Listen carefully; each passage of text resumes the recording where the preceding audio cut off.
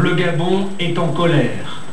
Et déjà, un Français venu travailler dans le secteur pétrolier a été refoulé à son arrivée dans le pays avant-hier. Première mesure de rétorsion du gouvernement gabonais. Le gouvernement gabonais entend désormais appliquer la réciprocité. C'est la riposte à l'expulsion par la France de 2 étudiants.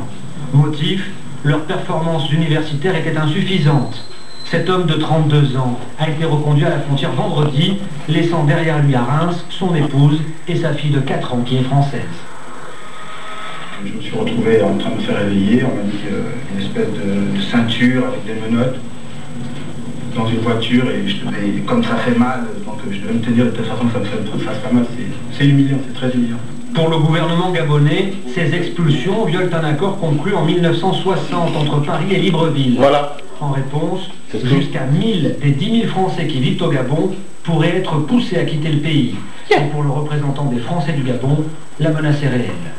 Vous savez que certains de nos compatriotes sont quelquefois un peu négligents dans leurs formalités et ils se retrouveront embarqués dans un avion pour rentrer en France. Une situation délicate.